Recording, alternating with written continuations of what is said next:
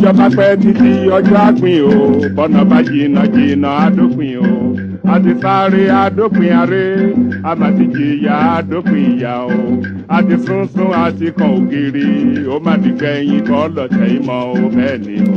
ilé òní gbóná kárẹ́nu omi kọ́lé ayé òní kóró kálọ̀ dífá ọ̀run wo láyé náà la ó wà títà ó fi ṣẹ́gun lójú àwọn ọlọ́tẹ̀ ẹkún akọjá òkùnkùn ajímọ́lẹ̀ fáwa ọmọ Yorùbá ọjọ́ ayọ̀ súnmọ́lé o.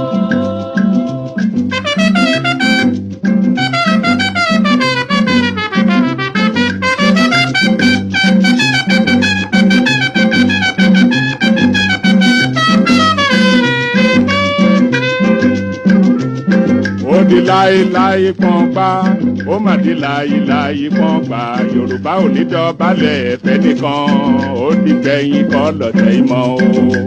yé ẹ dìde dìde bí ológun ẹ bá jàgà sílẹ̀ o ẹ rántí àtọmọdọ́mọ kò ní sún wa kò ní rẹ̀ wá tá ó fi ṣẹ́gun tẹni tó dé ó sàn ju ẹni tirẹ̀ ń bọ̀ bẹ́ẹ̀ ni ò ní ní dúró kẹ́dúró gbọ̀n kẹ́dúró gbọ̀n kẹ́dúró gbọ̀n gbọ̀n gbọ̀n àtùpàgbé oníkànnì o bí ẹ bá sùn ẹ gbé ọjọ́ ayọ̀ súnmọ́lé o. bí a bá kú tí a bá jí a ó mẹ́ni rè fẹ́ràn ẹni bá ṣàìsàn wò ni yóò lè mọyì àlàáfíà bí a bá ṣaláìní ká tó wá ní a ó mọyì bàbá ń fojoojúmọ́ jẹun ata ó dífá fún Yorùbá tí í ṣe ọmọ Odùduwà bàbá mi òkè gàgàgà tí í ṣe lẹ́gbẹ̀ẹ́ lẹ́yìn aṣòótọ́ Ọ̀yọ́ Ìbàdàn Oǹdó Ìjẹ̀ṣà Ilé Ifẹ̀ o. wá ohùn alóore Odùduwà ló ń pè. Àkúrẹ́ Ọ̀wọ̀ Ìkàrẹ́ Ẹ̀yìn Èkìtì ẹ gbóhùn Ìgbé o. wá ohùn alóore Odùduwà ló ń pè.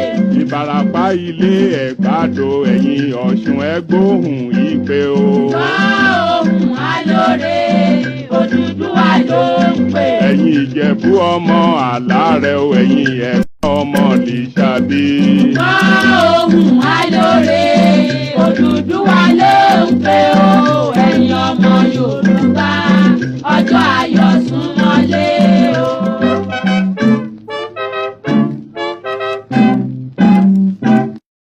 tó o mà kó nílé mo kálejò mo kí ọkùnrin bẹ́ẹ̀ ni mo kí obìnrin mo kí gbogbo ojú tó ń wò mí káàkiri gbogbo ayé mo dúpẹ́ fọlọ́dùmarè ọba tó dá mi ọba lónìí ọba lánàá ọba lọ́jọ́ gbogbo ó tún gbà mí láàyè lónìí ó tún ní kí n máa wá wí kẹsì máa gbọ́ mo kí gbogbo ẹ̀yin olólùfẹ́ mi tí ẹ tún padà wá tí ẹ wá darapọ̀ mọ́ mi láti jọ ṣe ètò tòní ojúmọ́ láti ṣètò tòní Yorùbá Nation Now on BGI TV Bàbá Gbàgede Mọ̀ tẹlifíṣọ̀n kí n tó máa lọ ní pápápá ẹ jẹ́ kí n rọ̀ yín ẹ̀yin tí ẹ tí bá wa buwọ́ lu ṣánẹ́ẹ̀lì yìí nípa bíbá wa subscribe sórí ṣánẹ́ẹ̀lì ẹ ṣe bẹ́ẹ̀ tí ẹ bá nífẹ̀ẹ́ sí àwọn ètò wa tẹ́ ń wò ẹ ṣe bẹ́ẹ̀ lónìí kẹ́ ẹ bá wa subscribe bákan náà ni pé ẹ wo ibi tí wọ́n fi àmì aago sí ni à ń pè léyìn ní notification bell ẹ tẹ̀ á gbé àwọn options kan wá ẹ̀yin ẹ sá tẹ all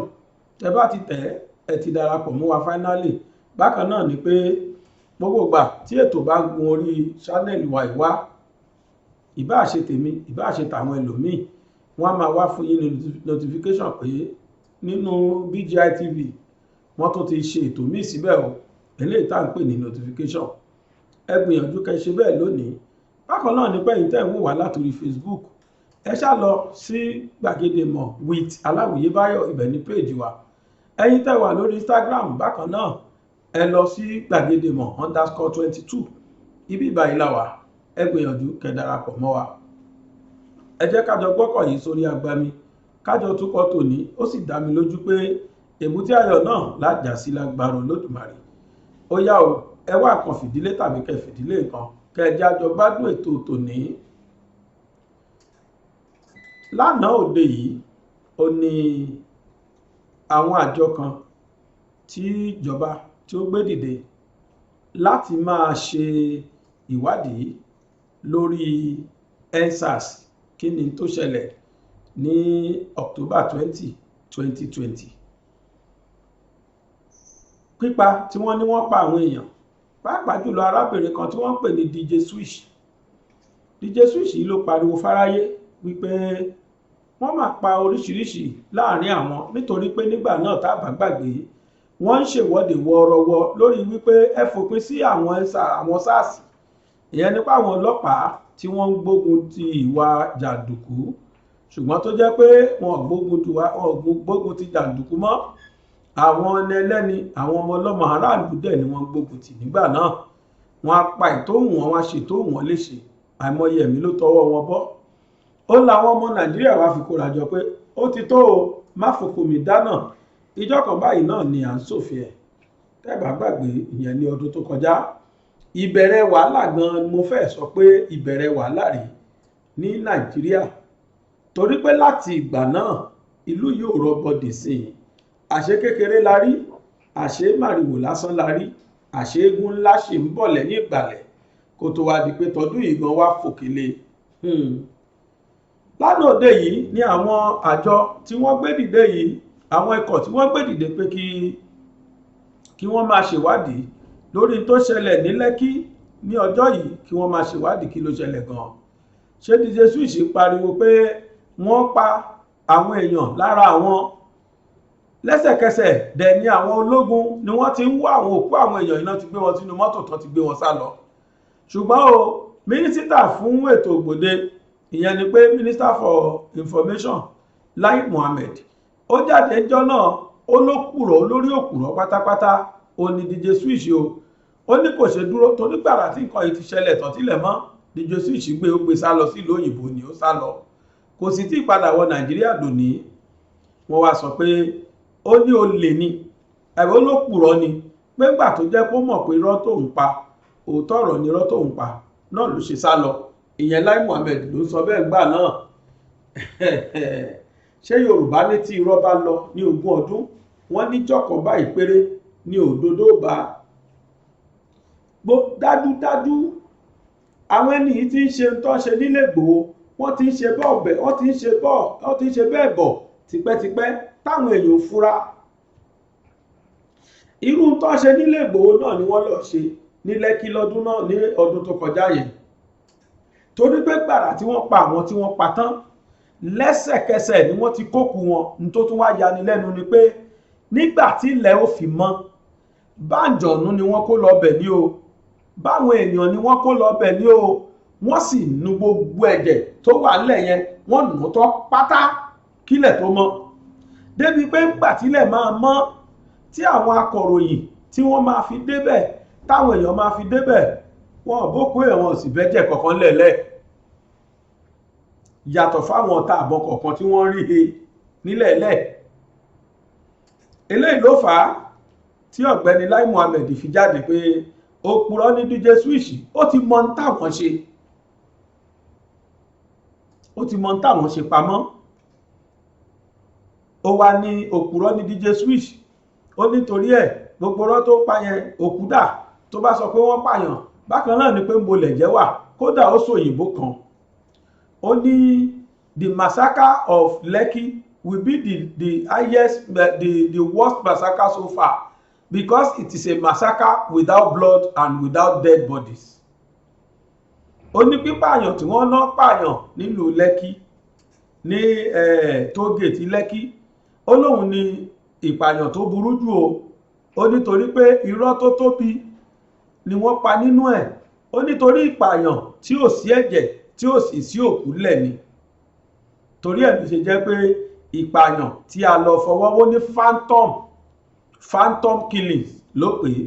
Ó ní ìpààyàn àtọwọ́dá, ìyẹn ni pé irọ́ ni wọ́n pa. Àmọ́ gbogbo ẹ̀ mo tún sọ pé Yorùbá ní tí irọ́ bá lọ 20 ọdún, wọ́n níjọ́ kan ṣo péré báyìí lòdodo bá. Òdodo bá lánàá o, nítorí pé àwọn tí wọ́n fi àwọn tí wọ́n ṣe ètò lórí ìwádìí yìí, nígbà tí wọ́n gbé rìpọ́ọ̀tù fún gómìnà Sanwó-Olú, tí wọ́n pe àkọlé rìpọ́ọ̀tù wọn yìí ni pé massacre in Lekki, ìpààyàn nípakúpa ní Lekki làwọn yẹn pè é lélẹ́yìn tó fi ń rinlẹ̀ pé lóòótọ́ ni wọ́n pa àwọn èèyàn ní ìpakúpa nílùú Lekki tíjọba tó dẹ̀ wà lóde yìí sì ń sọ pé kò jọ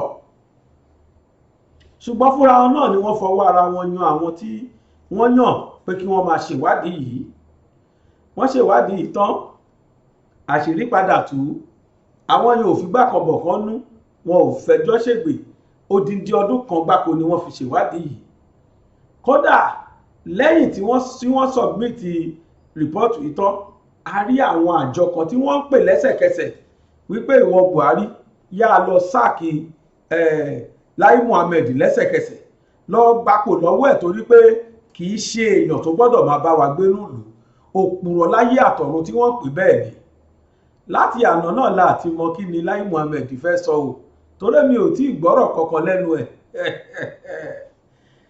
ní tó ṣẹlẹ̀ ní Lẹ́kí àbúrò ẹ̀ náà ló ṣẹlẹ̀ nílé olóyè Sunday Igboho ṣebí bí wọ́n ti débẹ̀ náà nù yẹn lóru tí wọ́n pa àwọn èèyàn wọ́n pa méjì tó dáa wọ́n sì sọ pé déètì a ò mọbi tí wọ́n gbókù wọn sí bá a ṣe mọbi tí wọ́n gbókù àwọn 9 ní ìwádìí sọ ní Lẹ́kí pé àwọn 9 tó dáa ni wọ́n pa wọ́n sì ní àwọn 39 ní àwọn tí wọ́n fi ara pa yánnayànna àwọn 39 láwọn tí wọ́n fara pa yánnayànna wọ́n sì pa ẹni 9 kódà nínú rìpọ́ọ̀tù yẹn wọ́n list gbogbo orúkọ wọn báyìí àtẹnifarapa àtẹni tó kú màá fi fídíò yẹn hàn yín sí gbogbo wa lájọ fojú rí látànà náà àwárí kí Lai Muhammed jáde kó tó wá sọ̀rọ̀ mọ́ o bóyá ó tún robo ló tún fẹ́ gbé sí bóyá ó tún ro tóun náà tún fẹ́ sọ ìlú tá a wà yìí kò yé mi rárá torí pé bó ṣe ṣẹlẹ̀ nílé olóyè náà rèé kódà tí wọ́n rò páwọn fẹ́ ṣe nílé olóyè ọpẹ́lọpẹ́ Lady K tó ṣẹlẹ̀ sí Lady K náà ló ṣẹlẹ̀ sí DJ Switch DJ Switch kàn rí àyè láti tètè sá lọ tiẹ̀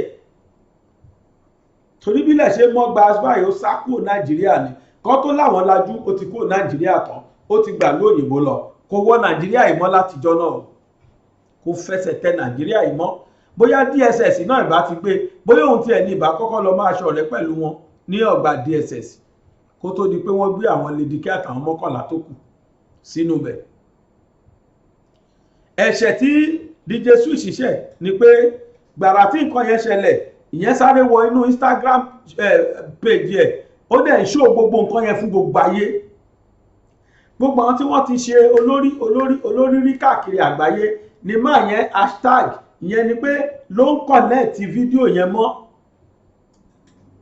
ó connect Donald Trump ó connect kí lorúkọ ẹ̀ tó ṣẹ̀ṣẹ̀ kú ọ̀bẹ Obama ó connect àìmọye kódà Queen Elizabeth ó connect ẹ̀ ó connect CNN gbogbo wọn ló lo hashtag wọn débi pé àwọn ẹni ìyá máa wò bó ṣe ń ṣẹlẹ̀ àkọ́kọ́ nìyẹn DJ Switch láwá lè fi wé Lady K tó jẹ́ pé gbàrà tí àwọn army bẹ̀rẹ̀ sí ní táwọn DSS bẹ̀rẹ̀ sí ní ṣúùtì nílé olóyè Igboho Lady K náà tan fídíò ó tan fóònù ẹ̀ ó sì gbé sí channel ó gbé sí page ẹ̀ lórí Facebook ó sì ń ṣú ẹ̀ fún gbogbo ayé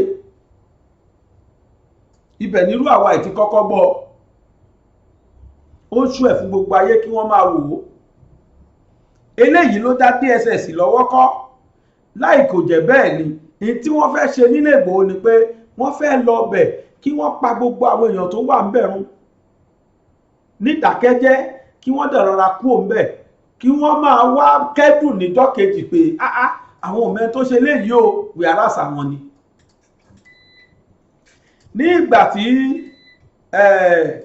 nígbà tó di pé wọ́n ṣe tán ní Lẹ́kí kí wọ́n tó ṣe ní wọ́n pa gbogbo CCTV camera tó wà ńbẹ̀ wọ́n pa iná nígbà tí wọ́n délé olóyè Ìgbòho wọ́n pa iná wọ́n bà CCTV camera tó wà ńbẹ̀ jẹ́ ká lè mọ̀ pé kankan ṣo náà ó ní system tí wọ́n jọ ń lò ọ̀nà kan ṣo náà ni wọ́n ń gbà láti fi cover ara wọn láti fi dáàbò bo ara wọn irọ́ tí wọ́n ń pa kíákíá ó ní wọ́n ti bà kámẹ́rà jẹ́ débi pé gbogbo ayé òde ráwọn wò wọ́n ti gbàgbé wípé Ron DJ Switch yẹn ní fóònù lọ́wọ́ wọ́n mú iná inú bẹ̀ wọ́n pa gbà tí wọ́n délé olóyè Ìgbòho náà iná ni wọ́n kọ́ yìnbọn pa iná ni wọ́n kọ́ yìnbọn fọ́ dànù gbogbo ẹ̀ wá ní òkun biribiri ọpẹ́lọpẹ́ Ọlọ́run tó lo Lady K ní sábàbí gbà tí wọ́n ti wá rí pé Lady K ti ń kámẹ́rà ara wọn wálẹ̀ ló ṣe jẹ́ pé ńgbà tán parí operation tán máa parí tán wọ́n padà wá sọ̀rọ̀ níta pé àwọn ni torí pé nígbà yẹn wọ́n ti mọ̀ pé ó di dandan kí àwọn ààbò ológun àjọ ológun kan sọ pé àwọn ni torí pé ó ta gbogbo ayé lójú pé fídíò ọwọ́ Lady K tó ti ṣe sí gbogbo ayé ohun tó bá lẹ̀ ti dórí social media kò ṣe é yọ mọ́ ohun tó ti dórí social media ò ṣe é yọ mọ́ àwọn náà ti fojú ara wọn rí bẹ́ẹ̀ pé kò ṣe é yọ mọ́ náà ṣe wá padà sọ̀rọ̀ lálẹ́ pé àwọn ní o àwọn làwọn lọ sílé olóyè Ìgbòho bí irọ́ bá lọ lógún ọdún ọjọ́ kan péré báyìí lòdòdó bá irọ́ EndSARS tó lọ lógún ọdún ó bá lọ́jọ́ kan òdòdó bá ó bá lánàá ọ̀sẹ̀ gbogbo ayé ló fojú wò ó àwa ń retí kí ọ̀gágun Muhammadu Buhari kó tẹ́tí gbọ́ nǹkan táwọn èèyàn sọ pé kóun yọ Lai Muhammed ní kọ́kọ́ nínú rìpọ́ọ̀tù yẹn wọ́n kọ síbẹ̀ pé gbogbo àwọn ológun tí wọ́n lọ sí ibẹ̀ gbogbo wọn pápátá ni kí ìjọba gbaṣẹ́ lọ́wọ́ wọn kí wọ́n sáàkì wọn ní kọ́kọ́ kí wọ́n yọ ráǹkì wọn kúrò ipò tí wọ́n wà kán tó sáàkì wọn kán má fi pè wọ́n mọ́ wọ́n sì fìdí ẹ̀ múlẹ̀ pé lódodo ni wọ́n pààyàn bẹ́ẹ̀ ṣùgbọ́n àwọn tí wọ́n pa bí wọ́n sun wọ́n jẹ ní o bí wọ́n pọ̀ wọ́n jẹ ní o bí wọ́n fi wọ́n ṣe pẹpẹ súùpù ní o àwọn ológun náà nìkan ló yé gbàrà kan bá ti ṣèkà ìtàn náà ti máa gbé wọn kúrò àwọn àgbààgbà kan wá jókòó wọ́n sọ̀rọ̀ lórí rìpọ́ọ̀tù yìí mo fẹ́ ká lọ gbọ́ nǹkan tí wọ́n sọ káwa náà tẹ́tí gbọ́ nǹkan tí wọ́n sọ ní TVC ní Arise mò ń padà bọ̀. There have been overwhelming reactions following the final report by the judicial panel set up by the Lagos State government to probe cases of police brutality, including the Lekki shooting, which confirmed that protesters were killed at the Lekki toll gate by Nigerian security forces on the 9th of October 20th, 2020. The report stated that the security forces shot at, assaulted, and battered on armed protesters. Well, let's take some reactions. This is from CNN's Stephanie Busari. She wrote, "The panel's inquiry report is vindication for CNN and journalists like Fisayo Swombo. Painstaking reporting. The panel's report is very thorough. May the souls of all those who died at the Lekki Tollgate on October 20th, 2020 forever rest in peace. Hashtag Lekki Tollgate." Well, in another tweet, she wrote, "I woke up thinking about the Lekki Tollgate report. So many damning elements. The most disturbing for me is the thorough cleanup of the scene the morning after, which was later cited as lack of evidence of death. Look, no blood stains. Nobody died at the scene. So chilling." While Rinu Oduola wrote, "DJ Switch suffered for over a year on the Lekki massacre. Career and life halted, embarrassed, trolled, hounded out of her home, her country. Everything she had going nicely stopped. All because she was brave enough to stand, document the killings, and say the truth." Well, another user, Rayo, wrote, "Nigerians owe DJ Switch a generational apology. She dared to keep filming on her IG Live in the face of death. She kept telling the world what she saw in Lekki, and for it, she had to seek safety abroad while constantly looking over her shoulders. The truth is out. Hashtag EndSARS." Tundu Abiola, the truth is out. My whole issue is about DJ Switch at this point. I am glad that she has been finally vindicated. I mean, the whole story about this whole cover-up was completely unnecessary. We have to wait to hear from the Minister of Information and Culture, because he's really the person I'm waiting to hear from at this point. Yeah, so am I. He's one of those that I'm waiting to hear from. What happened with DJ Switch was just so scary. You see in real time what it means to become an enemy of the state overnight. She was living her life as a regular Nigerian, and all of a sudden, the system turned on her and hounded her out of the country, called her all kinds of names, cast all kinds of aspersions on her. And it was always said as a counter-argument that I'm sorry, I'm the words, you know, you can't really doctor Instagram Live video. No, How do you doctor can't. that? There's no said amount that. of motion picture magic that you're going to employ to do that. It was live, people were watching, and a lot of people were reacting. So she was accused of sort of inciting people and spreading all kinds of falsehoods. And now we see a panel that was set up by the government. I have to continue to stress this because around the time, everybody was saying the panel is going to, you know, just sweep everything under the rug and lie, and the panel should not have taken the NSAS victims' complaints or their petitions at the same time as they took the October 20th shooting. It should be handled separately. There were a lot of doubts in the air, but now the panel has also been vindicated. And the state sponsored that panel. The state funded that panel to the tune of hundreds of millions of naira, financed that panel to make sure that the truth comes out, and now we have it. People were murdered. And apart from the murder, it was just the way that we were all just collectively gaslighted. And we were told it was all lies. We were told all kinds of stories about, oh, they shot in the air, as if bullets are not subject to the laws of gravity and will not come down. We were told stories about blanks just bruise the skin. They don't pierce the skin, they don't kill, but they do. And the fact that I recall around that time when people were trying to access the bridge the next day, the morning after the night before, people were trying to access the Lekki toll gate, that bridge, the Ikoyi-Lekki bridge. They were stopped from doing so. And now we hear that they were scrubbing blood off the street. That's what we're hearing. I mean, oh. Okay. Dr. Batson. Well, I think it's as follows. DJ Switch, Catherine Obianuju Yes. Ude, that's her name. How did she get into the story? She took a video of the killings at the, Lekki toll gate on October 20, 2020, a year ago. And then she released that video. What was the reaction of the Nigerian authorities? She was accused of having doctored the video, of lying to Nigerians, of misinforming the international community. And it was on the basis of that that she had to flee. Because you will recall that at the time, the security agencies descended on persons who played prominent roles in that particular protest by Nigerian youths protesting against police brutality. Some of them had their bank accounts frozen. Yes. Many of them had to run away from the country. Now, okay, the panel, the Committee Economic Council, led by Professor Yemi Osinbajo, the Vice President of Nigeria, recommended to the states to set up panels of inquiry. And the Lagos State government set up that judicial panel of inquiry. His mandate was extended. I think that mandate is over now. And now we have this report before us, which has vindicated this young lady, DJ Switch, or Catherine Ude, which is her real name. And she has made a very good point that truth has no defense.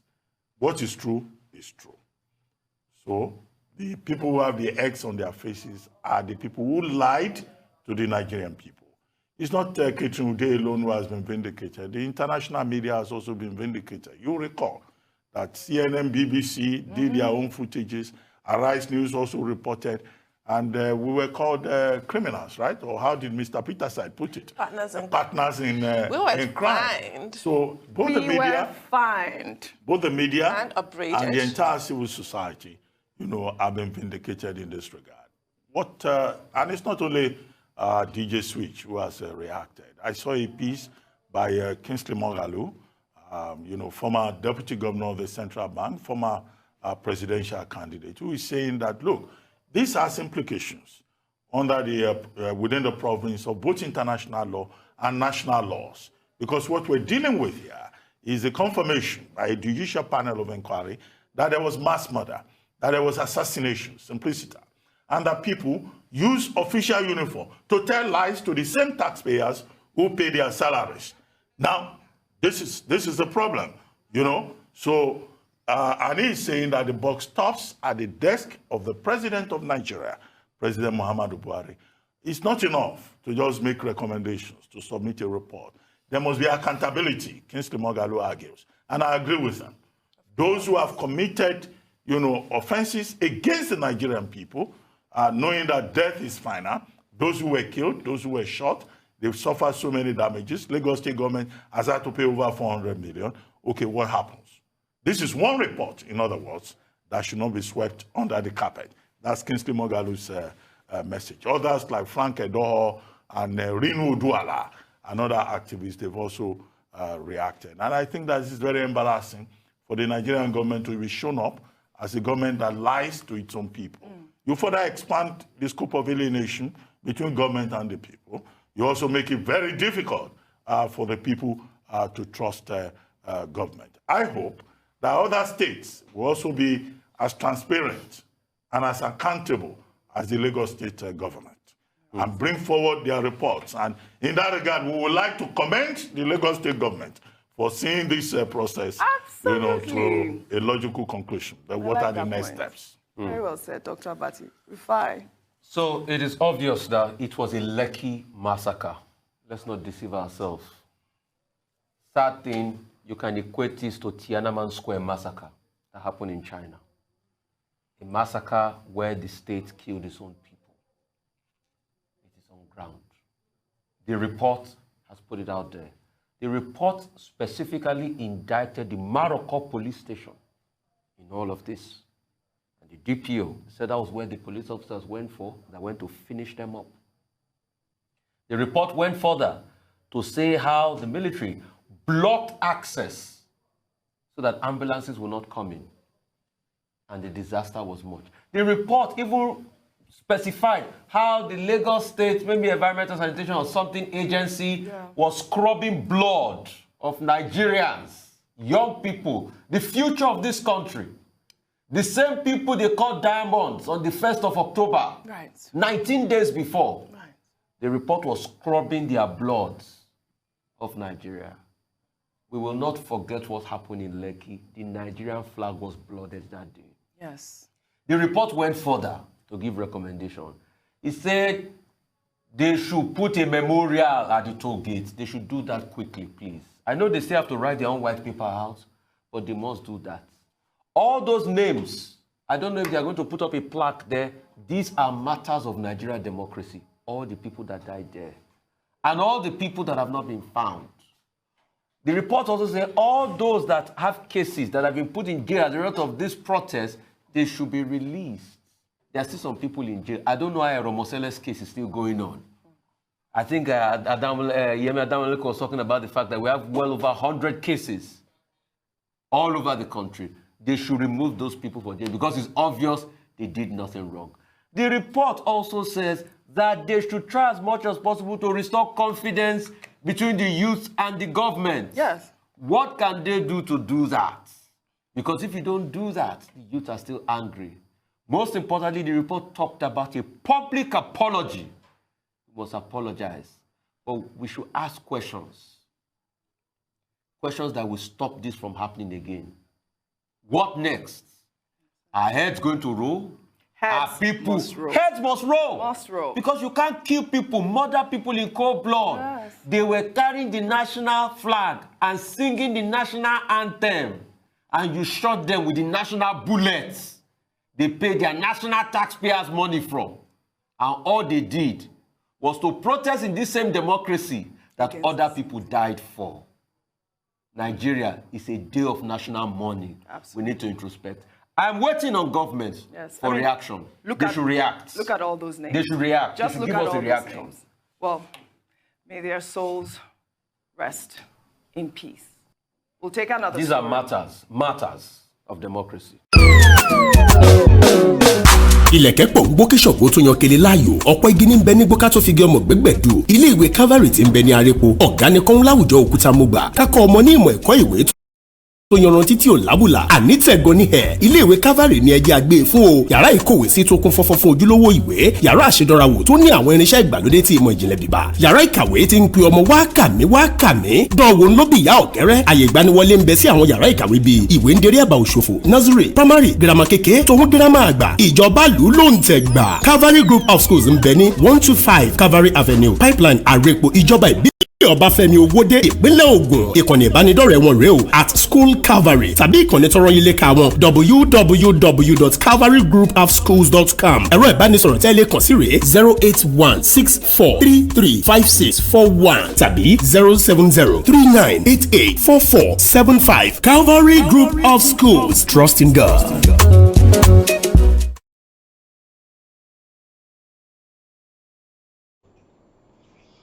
Oh. Nigerians holding Nigeria flag, singing Nigeria anthem, and using killed by Nigeria bullets. Ṣé gbọ́ báyìí ọmọ Nàìjíríà tó mú flag Nàìjíríà dání àsíá ìwúrí orílẹ̀-èdè Nàìjíríà ó mú dání. Ó tún wá ń ka orin ògo orílẹ̀-èdè Nàìjíríà tí a mọ̀ sí national anthem. Wọ́n tún wá fi ìbọn Nàìjíríà ni wọ́n fi gbẹ̀mí lẹ́nu rẹ̀. Wọ́n pa àwọn ẹni ìlápàgbé àmọ́ àṣírí ti tú nísìn. Mo wá fẹ́ wo kí ló fẹ́ ṣẹlẹ̀ lẹ́yìn àṣírí tó tú yìí. United Nations wọ́n ti gba rìpọ́ọ̀tù yẹn lẹ́sẹ̀kẹsẹ̀ ni wọ́n ti ránṣẹ́. Àwọn àjọ tí wọ́n ṣe tá a pè ní NGO àwọn yẹn náà wọ́n ti lọ bá wọn àwọn náà ti gbà á. Gbogbo àwọn ẹni ni wọ́n pèlò nírọ́ tẹ́lẹ̀tẹ́lẹ̀ nígbà tí nǹkan ìṣẹ̀lẹ̀ oníkálukú ti wá ródòdó. N tó dá mi lójú gbangba ni pé ẹ máa wò ó lọ́jọ́ kan àní bí rọ́bà lọ lógún ọdún ọjọ́ kan lòdòdó bá bí wọ́n ṣe máa rí ti Ìgbòho náà rèé tí gbogbo ń tán ṣètìlé fi jó táṣìírí ẹ̀ fi máa túnjọ́ kan rèé. Ìjọba tá dẹ̀ wáyé lórí ẹ̀ ni kò ní dìjọba míì lágbára Ọlọ́run báṣìírí èṣètú náà rèé tá a ṣe wá mọ kí ni tó ṣẹlẹ̀ gan àwọn wo ni wọ́n wá síbẹ̀ àwọn wo náà jọ wá ta ló rán wọn.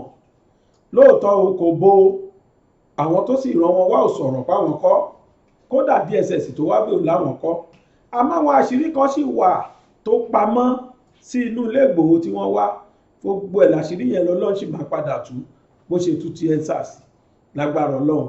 Oríṣiríṣi ni wọ́n dánwò nílùú yìí oríṣiríṣi ló sì ṣẹlẹ̀. Láàárọ̀ yìí mo gbọ́ pé wọ́n ní tá a bá sọ pé ìlú tó ń mójútó àjẹbánu wọ́n ní ìlú yìí ló légbá orókè ló léwájú nínú àwọn tí wọ́n ń jà fún lórí ètò àjẹbánu tá à ń pè ní corruption. Àwọn tí wọ́n ń jà lórí corruption wọ́n ní Nàìjíríà ló ṣe pò kíní. Wọ́n láìmọ̀ àwọn ti gba ìmọye owó káàkiri táwọn ọmọ Nàìjíríà lọ gbé pamọ́ táwọn olóṣèlú lọ gbé pamọ́ sí àwọn báǹkì nílùú òyìnbó káàkiri. Nítorí ẹ̀ làwọn ṣe jẹ́ àwọn làwọn gbégbá orókè nínú àwọn tí wọ́n ń jà fún tí wọ́n ń jà corruption nílùú yìí.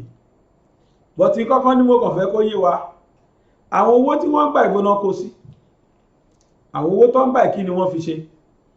Nítorí pé lánàá mo gbé títì kan wá fún wa tó jòrọ̀ láàrin wákàtí kan tó jẹ́ pé ó mu C20 ó mú tán pátápátá láàrin títì. Mo tún fẹ́ gbé mi wá fún wa ká tó wá wò ní tó tún ṣẹlẹ̀ lọ́nà Èkó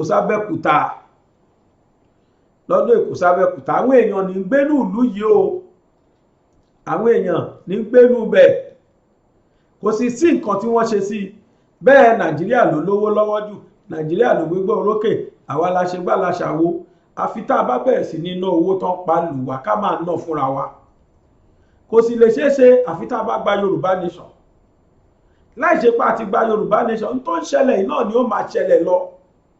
Wọ́n máa pawó lọ́dọ̀ wa wọ́n dẹ̀ máa lọ fi develop ìlú tiwọn wọ́n máa fìyà jẹ àwa ń bí fífìyà jẹ wa nìkan kọ́ bí tó bá tiẹ̀ fi wálẹ̀ lálàáfíà tó dáa ṣé kò dáa bẹ́ẹ̀ bíi kí Fúlàní máa wá pa kúkúrú kó máa pa gúngùn kó máa gbé ọkùnrin kó máa gbé obìnrin bíbá ó ní rìpọ́ọ̀tù ti kún ọwọ́ mi ní ìmọ̀ ewó làbá tí ẹ̀ tún sọ mọ́ wọ́n ti ẹ̀ṣẹ̀ wá síjú sí Abẹ́òkúta yìí ni ìpínlẹ̀ Ògùn kò wá séèfù mọ́ lọ́wọ́ yìí mo sọ bẹ́ẹ̀ ẹni bá ní bẹ́ẹ̀ kọ́ mo ń parọ́ ni màá sọ 10 incident 10 tó ṣẹlẹ̀ láàrin ọ̀sẹ̀ tó kọjá sọ́sẹ̀ yìí kódà Army Barracks Alámàlà l'Abẹ́òkúta wọ́n wọbẹ̀ lọ gbéyàn èyí tí mo sọ inú ọ̀sẹ̀ tá wà ní ẹ̀yìn ni Army Barracks l'Abẹ́òkúta kí ló tó kù tọ́mẹ́lẹ̀ sọ pé Abẹ́òkúta ní ètò ààbò àwọn àmì ní olórí follow by navy ká tó wá kan ọlọ́pàá ẹ̀rọ bá jẹ́ pé lè ọ̀dọ̀ àwọn àmì ni wọ́n wọlé lọ gbé èèyàn kí ló tó kù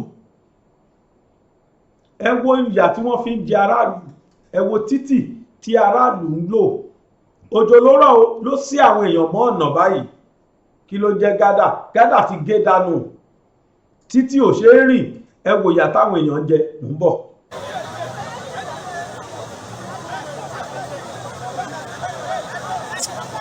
tóbi bá gbé bọ̀bọ̀ yìí ká yí ẹ̀kọ́ ní tíra ẹ̀. bàbá ẹ bá wa pòsì ẹ̀sìn gómìnà wa. Ọlọ́run jẹ́ kí wọ́n gbọ́ pẹ̀lú eléyìí kọjá bẹ́ẹ̀ o. ẹ ṣe rí. mo láìkí wọ ẹwà bí o tó bá ti ṣẹ́tù pẹ́ lọ. a ti tó 2.5 hours sí. ẹ pòsì ẹ sẹ́ǹdì ẹ̀. ìlú tó lọ́ba tó níjòyè.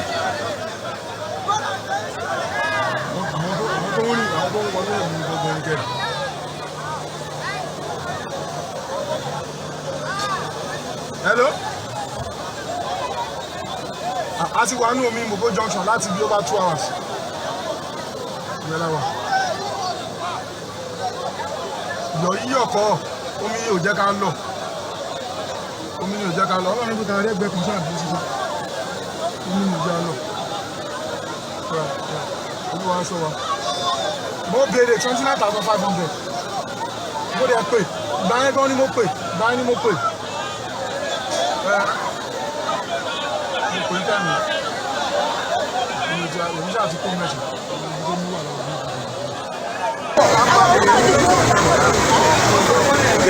Lẹ́gìn yẹn alọ́kẹ́ ẹ̀ jẹun.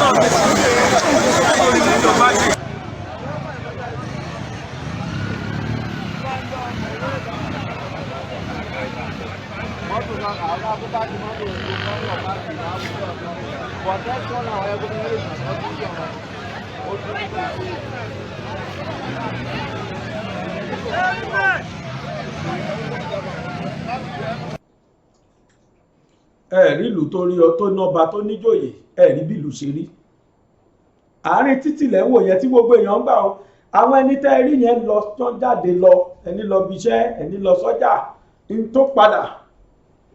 tó padà sí wọn mọ́ta lè rí ṣé kí wọ́n má lọ lúlé wọn àwọn tí wọ́n rìn inú omi yẹn tèkì rísìkì ni torí tí odò yẹn bá fa ìkan lẹ́sẹ̀ ni wọ́n parí inú odò ńlá ló ń wọ̀ lọ yẹn adẹ̀lá ìṣèjọba adẹ̀lá àgbowó ẹ̀dùn wa tún dùn àtúnlá fight corruption kọ́rọ́ kí ni kí wọ́n pè tó ṣẹlẹ̀ ṣé corruption kọ́ bóyá kọ́rọ̀ alternative ni àbẹ́yẹ̀ ọba sálọ̀ option asálọ́ta bí kọ́rọ̀ alternative bí kọ́rọ̀ relative ní kápò torí mi ò mọ nǹkan tá a lè pè léyìí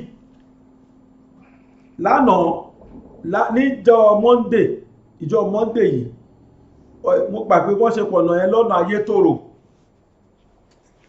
Ayétòrò sọ̀fíọ̀ kan wà l'Abẹ́òkúta tó jẹ́ sọ̀fíọ̀ tó lórúkọ ńlá báyìí àwọn ọmọọṣẹ́ sì kóra wọn sínú mọ́tò wọ́n lọ sọ̀fíọ̀ ilẹ̀ kan lọ́nà Ayétòrò wọ́n náà ti ṣe tán wọ́n ì tí change aṣọ kan kó wọ mọ́tò làwọn atiláwí bá dé àwọn Fúlàní wọ́n ṣe dàbọn sókè gbúrúgbúrú wọ́n sáré wọn mú wọ́n kó gbogbo àwọn ẹni wọ́n kó àwọn òṣìṣẹ́ tí wọ́n lọ ṣiṣẹ́ site wọ́n lẹ́sẹ̀kẹsẹ̀ ń bẹ̀ lójú wọn bẹ̀ ni wọ́n ti yí wọ́n lẹ́yìn tó máa mára àwọn márùn-ún ni lẹ́yìn tó máa mára àrùn tán wọ́n lẹ́sẹ̀kẹsẹ̀ kán lè mọ̀ wípé àwọn serious wọ́n yọ fóònù lápò wọn rìkọ́ọ̀dù àwọn márùn-ún wọ́n wá ní 50 million làwọn máa gbà lórí ẹnì kọ̀ọ̀kan o tẹ́ẹ̀bà ti tètè kó wọn wá àwọn máa pa wọ́n o wọ́n dẹ̀ mú kan nu wọn wọ́n mú jáde wọ́n dẹ̀ yìnbọn fún un lẹ́sẹ̀kẹsẹ̀ tí mò ń sọ yìí Ògùn state ní lọ́nà Ayétòrò bó gbà pé wọ́n ṣe pa abúlé yẹn ní ọjọ́ Monday lọ̀rọ̀ tí mò ń sọ yìí kódà ẹnìkan tó ṣẹlẹ̀ sí jẹ́ ni tèmi mọ̀ lára ẹni tí òun ọlọ́kàn kẹ́ òun dráìvà wọn ni ṣùgbọ́n fúnra wọn ni wọ́n sọ́jọ́ ẹ̀ pé kóun lọ rest ó ti ṣe wàhálà jù kó lọ rest ní òfin bá wọn lọ́jọ́ náà ìbá bá wọn lọ òun náà bá wà náà àwọn táwọn wá 50 mílíọ̀nù fún nísìn wọ́n ti pa ẹnìkan nú wọn lẹ́sẹ̀kẹsẹ̀ wọ́n wá dúnkokò máwọn tó kù ẹ lọ wá 50 mílíọ̀nù wa tẹ́bà tí wá máa pa ọ nísìn wọn náà promise pé àwọn máa pa àwọn tó kù lọ́la tí 50 mílíọ̀nù bá pé máa yẹn ló ṣẹ̀ pè mí lénìí pé wọ́n ti gbà pé káwọn san 30 mílíọ̀nù lórí ẹnì kọ̀ọ̀kan o pé ṣùgbọ́n àwọn fún wọn di ọ̀la tí wọ́n bá ti rówó yẹn lọ́la wọ́n máa waste gbogbo mẹ́rẹ̀ẹ̀rin tó kù ní 10 mílíọ̀nù láìrò tẹ́lẹ̀ ẹni tí ò rówó jẹun tẹ́ni ó lọ wá 10 mílíọ̀nù wá ṣé bá ṣe máa bá lọ nílùú Ìrè bá ṣe máa bá lọ rè bá máa bá ní Ògùn state kò tiẹ̀ wá sí kí ọmọ wọ́n ṣèkan lọ́bádá láìpẹ́ yìí àwọn yẹn ń béèrè Colorado wọ́n ń béèrè igbó wọ́n kọye fibers igbó tí wọ́n máa ra wá wọ́n béèrè igbó wọ́n béèrè ọtí àwọn ọtí líle àwọn jíìnì lóríṣiríṣi wọ́n dẹ̀ béèrè oúnjẹ tó jẹ ń béèrè semolina wọ́n béèrè gàrí wọ́n béèrè òróró gbogbo nǹkan tó ṣe bẹ̀ ni wọ́n béèrè wọ́n ní kán máa kó bọ̀ pẹ̀lú 5 million naira kán wá fi gba àwọn èèyàn wọn ní ọbádá oko lábẹ́òkúta ní Ògùn state bákan náà ni pé mo fi àwọn kan hàn wá lọ́sẹ̀ tó kọjá ṣọ́ọ̀ṣì ìṣẹ̀lẹ̀ tí wọ́n lọ tí wọ́n bá wọn sùn bẹ̀rẹ̀kẹ̀rẹ̀kẹ̀ tó tún gbé olùṣọ́lọ àtàwọn kan ẹnìkan ṣo tó fi ilẹ̀ nú wọn ọlọ́lọ́wọ́ mílíọ̀nù sí yẹn fi gbára ẹ̀ lẹ̀ ẹjọ́ ṣé bá máa bá lọ rí gọ́fúnà Ògùn state ìlú yìí tí bó ṣe ń rí mọ́ yín lórí yìí kì í ṣe tó dáa tó ẹ bá wá ṣe nǹkan kan sí ètò ààbò yìí bí federal sọ̀rọ̀ ẹ̀yin náà lágbára kan bí ẹ̀yin náà lò ó gọ́fúnà ṣáníyí ẹ bá jẹ́ kán bá àwọn èèyàn pamọ́ bẹ́ẹ̀ má bá wọn sọ̀rọ̀ l'Àbújá ni bẹ́ẹ̀ má lọ bá wọn àmì sọ̀rọ̀ ní bí bákan ní ẹ wá nǹkan ṣe sí o torí ẹ̀ lẹ ṣe jẹ́ chief security officer l'Ògùn state ẹdìyẹ tó wọlé gbọ́mọ àṣà tẹ́lẹ̀ àṣà tó ń gbọ́ wọlé gbọ́mọ ẹdìyẹ tẹ́lẹ̀ tó wá yíjú padà tó ń gbé ìyá ẹdìyẹ nísìn ẹ̀rí bóyá ká fura ó fẹ́ lè má síbi téèyàn lè rìn sí mọ́ nísìn táwọn Fúlàní yóò ní sí lánàá ni wọ́n tún sọ̀kan fún mi lánàá yìí ni wọ́n sọ̀kan fún mi kódà mo mẹ́nìkan nú wọn ìyẹn lọ́gá ohun ọmọ tó ṣàlàyé ọ̀rọ̀ yìí fún mi ló ń ṣàlàyé ó lọ́gá ohun láwọn òṣèlú ó ní kìṣẹ́ bá Fúlàní kan ra màálù ó ní ọlọ́fẹ́ sọ́dìn ló dé láàrín jẹta ló wá pe àwọn pé màálù wà káwọn wá lọ ra màálù bí báyìí ó náà bá dẹ̀ tẹ̀lé ẹni tó ti mọ̀ ti pẹ́ nínà ó nígbà tó yá ní ó débì kan ló ní kò dá káwọn ọ̀rọ̀ lọ rákàrà báyìí pé káwọn tó kù dónú mọ́tò kọ́gá àwọn ó tẹ̀lé òun ọ̀gá wọn sì tẹ̀lé torí pẹ́ni tó mọ̀ kódà oníwájọ máa jẹun pàápàá bí tó mọ̀ dé wọ́n mú débẹ̀ nígbàtí wọ́n débẹ̀ kí ló wá ṣẹlẹ̀ wọ́n láwọn kan dédé rí pé lẹ́yìn bí ìṣẹ́jú mẹ́ẹ̀ẹ́dógún ọ̀gbẹ́ni yẹn nìkan ló jáde pẹ̀lú àwọn ẹmẹ̀wà ẹ̀ ni wọ́n bá bẹ̀rẹ̀ sí ní yìnbọn sókè káwọn máa sá lọ lẹ́sẹ̀kẹsẹ̀ wọ́n ti mú kan balẹ̀ nú àwọn wọ́n gbé àwọn tó kú o ọmọkùnrin yẹn nìkan ó ní wọn ò mọ̀ wípé òun ti jí sí ẹ̀yìn búùtù mọ́tò ó ní wọ́n kó àwọn tó kù wọn ò mọ̀ ẹ̀yìn búùtù yẹn ṣá ńgbọ̀ lọ tó pápátá ló bẹ́lẹ̀ ló sá olówá sọ́ngboro àwọn tó kù wà lọ́hùn sí 20 million ni wọ́n ń béèrè ní the same ilẹ̀ Yorùbá yìí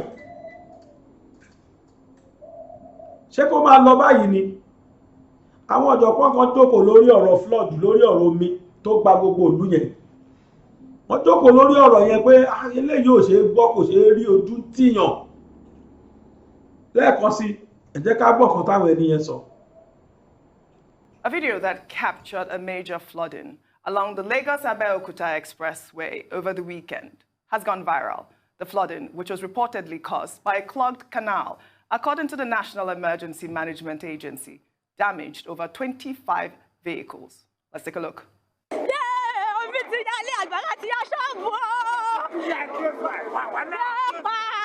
Kí ló ṣẹlẹ̀ o? Yéé! Orí ti yálé o! Jésù! Jésù! Mi ò tí ì experience ní gbogbo àyè láyé. This is first time.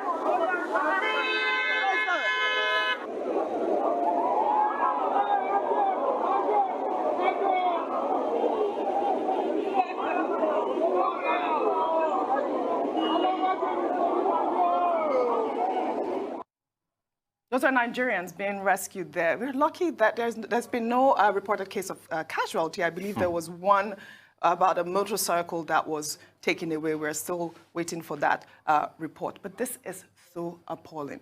And you hear these cases of flooding, and it's from climate change.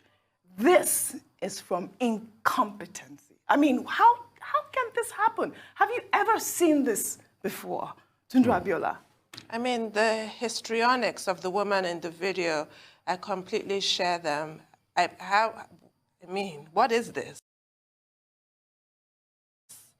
And you're right. A lot of people could have just been swept away in the floodwaters. This is a complete disaster. And I don't understand the story of a clogged canal. What clogged the canal? Who clogged the canal? Why wasn't any action taken until this happened? I don't understand it. Dr. Abati. Well, I mean, that may be the explanation they're giving about clogged canals. Well, that would be quite a scandal at a time when the rest of the world is talking about, you know, climate change, the environment, and the Nigerian president is going from one forum to the other, expressing Nigeria's commitment to the management of the environment. But this happens virtually every year. And that's why I think, you know, the explanation that has been given may be inadequate. Every year, water is released from the Oyon Dam. That's what is called the Oyon Dam in the Ogun River Basin area. And it affects both Ogun State and Lagos State. And what they say is that, look, there's something they call reservoir operations by the Basin Development Authority. And that's to control the volume of water within the dam. And periodically, you know, they release up to about 4 million to 5 million cubic liters of water. Is that the case in this particular instance? Because it will happen again next year. And it's not only in the Ogun River Basin. Now, we have, you know, a relationship with Cameroon, with, you know, how dams are managed. When Cameroon releases water from the Lagdo Dam, that's what it is called, you'll find the Benue River, River Niger Basin also being flooded. Now, I mean, in the 21st century, in 2021, why is it that the people are at the mercy of something that is better managed in other parts of the world? And that's why I think it's not enough to say that one canal was clogged. There must be an investigation. And I do not think that the people of Nigeria, either in the Niger-Benue Basin or in the Ogun Basin, should be subjected to this kind of harassment and embarrassment, you know, on an annual basis, because it speaks to the failure of governance. 30 seconds, Rufai. We have an environmental agency. Even if a dam was released or opened, wasn't the environmental agency supposed to inform the populace before now? It goes back to the question of our drainage system. What's even the quality of that road in the first place? You see, Oji, we have way too many problems in this country that are caused by us. Our problem is FUBU, for us by us. And except we are sincere in solving it, nothing will happen. Concerning this flooding, heads must roll. Yeah, as well. Heads must roll. èrò tó ń lọ sókè òkun ẹ̀yìn dà. ságbàsúlà àti máa wálé iṣẹ́ tó kójú òṣùwọ̀n láti bá ní ṣètò ìwé ìrìnnà ní kókó. ọpẹ́ o. ṣíṣe ìwé ìrìnnà dìrọ̀rùn ká bá ní ṣètò ilégbèé fún ìgbádùn àkókò ìsinmi lẹ́nu iṣẹ́, ìrìn àjò afẹ́ fún àwọn akẹ́kọ̀ọ́, lílọ sí Mẹ́kà òun Jerúsálẹ́mù, ó fẹ́ lọ kàwé lókè òkun, iṣẹ́ kíkọ́ lókè òkun àti bẹ́ẹ̀ bẹ́ẹ̀ lọ. Force Excellent Able Travels and Tours Limited wọ́n gba òǹtẹ̀ lọ́dọ̀ ìjọba pẹ̀lú àwọn àjọ elétò ìrìn àjò ojú òfurufú. Force Excellent Able Travels and Tours Limited àwọn gan lọ́ba láti bá wa dòwò pọ̀ ẹ lè pe 09055052472 ẹ sì lè tẹ àtẹ̀ránṣẹ́ sórí +639 174 163 562. wọ́n wà ní nọ́mbà 45 Shokenway Òkè Ìjẹun Abẹ́òkúta ní ìpínlẹ̀ Ògùn. ẹ lè kàn sí www.excellenttravels.com.ph. Most Excellent Able Travels and Tours Limited. Ìrìn àjò dìrọ̀. Inna lillahi wa inna ilayhi raji'un. Ní ìrántí ọdún kan màmá wa ìyàwó wa ẹ̀gbọ́n wa Alhaja Sinatu Ìgbàyílọ́lá Àmọ́dù ní májòyè ògbé tó jáde láyé lọ́jọ́ 4 oṣù kọkànlá ọdún 2020 lẹ́ni ọdún 73. Màmá wa ọmọ Kọ́láwọlé ọmọ bẹ́rẹ́yẹlẹ ọmọ ẹni kì í ṣèdí bẹ̀bẹ̀rẹ̀ káfílẹ̀kẹ̀ sídìí ọmọ ẹlòmíì ọmọ tìmí àgbàlé ọlọ́fà àná ọmọ àgbálẹ̀ ọlọ́fà tàtàtà kò ní rẹni dẹ̀dẹ̀dẹ̀ ká má gbọ́dọ̀ délé ẹdẹ òkè tìmílà ò gbọ́dọ̀ gùn ẹdẹ màpò òrò ògùn ọmọ arúgbùgbùrú wọlé ẹdẹ lọ ẹ̀ṣọ́ Ìkòyí ọmọ ẹkùn Ọ̀fà ẹ̀ṣọ́ Ìkòyí kì í fẹ̀yìn gbọ́fà èyí tó bá fẹ̀yìn gbọ́fà ojo ló ṣe ọmọ tìmí ló làgbàlẹ̀ ọmọ lámòdìlẹ́dẹ sùnre o. ṣebí èèyàn láṣọ èèyàn bá a bá rẹni tó dúró tì ní ó dáa ká dúpẹ́ á kí gbogbo ìmáàmù àti àáfà ní Ìgbógìlà àti Abẹ́òkúta pẹ̀lú gbogbo ẹmẹgbẹ́ Àsàlátù lápapọ̀ ọkọ̀ olùkéde Isa Ọlátòkunbọ̀ Lawal àwọn ọmọ olùkéde Adúpẹ́ Akíyí ẹbí májòyè ògbé ti gun bàbá màmá wa àti ẹbí Ọ̀dẹ́gbilẹ̀ ti gun màmá wa Akíyí alùyín lọ́gọ̀ ẹnu. Bákan náà la kí ọkọ màmá Alhaji Sufianu ẹja lónìbó Àmọ́dù àti gbogbo ẹbí ẹja lónìbó Àmọ́dù tó fi mú olórí ẹbí wa arákùnrin Sànjọ́ Akí Oyèbádé àti gbogbo ẹbí Oyèbádé ẹbí Fọlọ́lá Akíyí alùyín lọ́gọ̀ ẹnu ẹbí Ọdúnbákú ẹbí Akínwùmí Alhaja Akínṣọlá ìyá Yọ̀mí àti gbogbo ẹgbẹ́ oní ìrẹsì Akíyín ẹ ṣé púpọ̀. Alhaji Surajudeen Wahab ẹ ṣé àdúpẹ́ àmọ̀rírì yín Alhaja Akínṣọlá àtàwọn ọ̀rẹ́ wọn Alhaja Raliat Adébíyí àti gbogbo mọ̀lẹ́bí wọn ẹ ṣé àdúpẹ́. arábìnrin Esther Onukulu gbogbo ẹgbẹ́ ọmọ Yorùbá ti BC Canada náà ò gbẹ̀yìn arábìnrin Faustina Bọ̀dé Harris àkí gbogbo ẹbí àtẹ̀yìn ọ̀rẹ́ nílé lóko àti lókè òkun adúpẹ́ àmọ̀rírì yín àjọṣe wa ò ní bàjẹ́ jazakallahu khairan gbogbo wa láwùgbẹ̀yìn arúgbó wa olùkéde Alhaja Rukayat Abiola Lawal.